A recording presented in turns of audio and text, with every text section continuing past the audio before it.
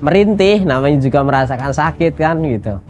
Nah, itu udah di dalam pikiran saya itu kalau nggak inget calon istri dan seorang ibu ya mungkin saya udah mending mati lah gitu. Cuma sayang semua itu nggak terjadi gitu.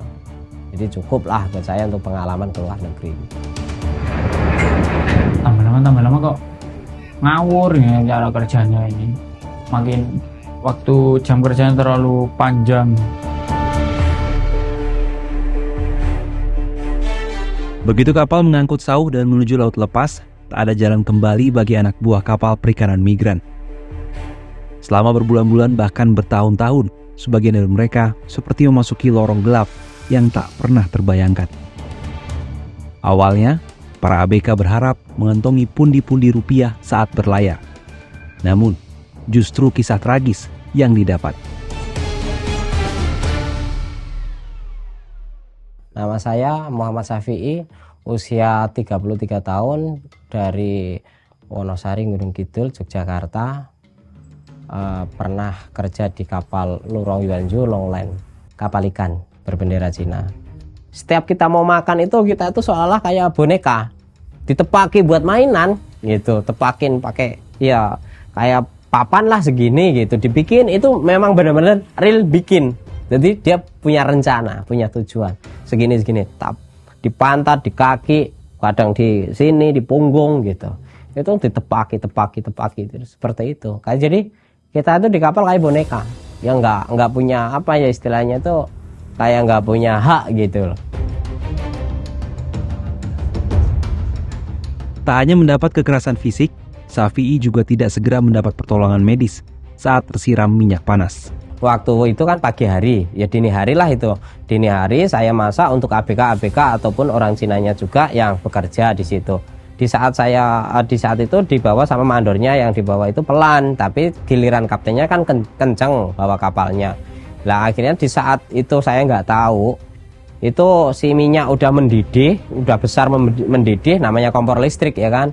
Nah, di saat saya mau masukin ayam untuk digoreng, itu langsung si minyak itu mengayun, akhirnya tumpahlah ke perut sampai ke bawah kan gitu. Akhirnya disitulah udah teriak, udah nggak tahu rasanya seperti apa, namanya minyak panas gitu. Beda sama istilahnya sama air panas, mungkin bisa dilap ataupun dikasih air dingin gitu loh. Cuma namanya minyak kan nggak bisa diapa-apain.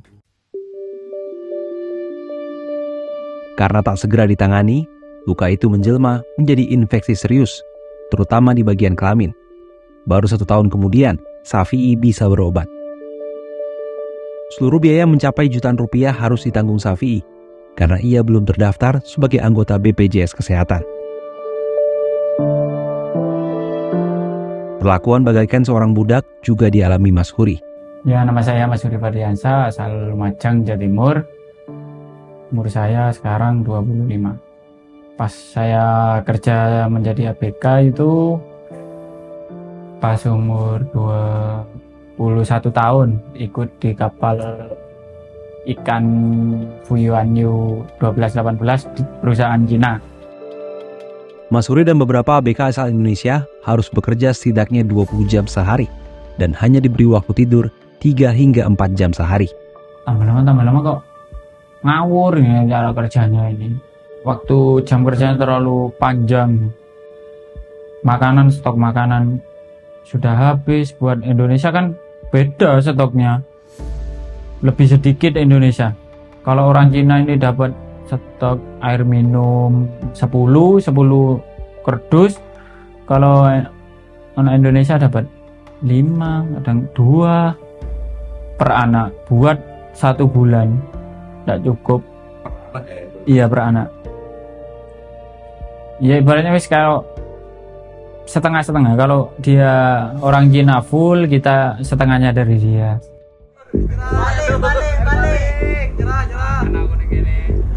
Saat kapal melewati Selat Malaka pada 12 April 2020 selepas tengah malam, Mas Huri dan teman-temannya loncat dari kapal demi lolos dari penyiksaan. Aksi nekat ini mereka persiapkan beberapa hari sebelumnya. Pokoknya peralatan yang untuk dibuat lompat itu saya sudah ada. Cuma ndak saya kumpulkan.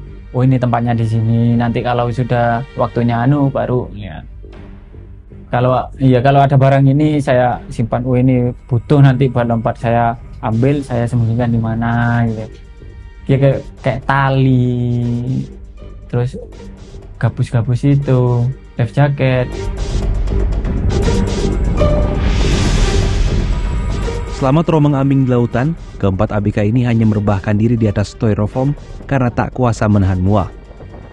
Dalam kondisi lemah dan perut kosong, mereka berharap ditemukan kapal lain.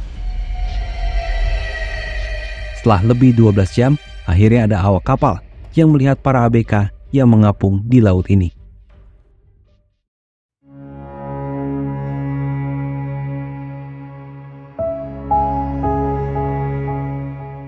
Kisah Safi dan Masuri adalah realitas perbudakan ABK Indonesia yang terjadi berkali-kali tanpa ada solusi. Kini, Safi dan Masuri mengubur impian bekerja di luar negeri sebagai ABK. Harapan mereka memperbaiki taraf ekonomi justru berakhir sebaliknya. Nasib mereka ibarat kapal yang dihempas badai di laut lepas dan tak tahu kapan dapat bersandar kembali ke daratan.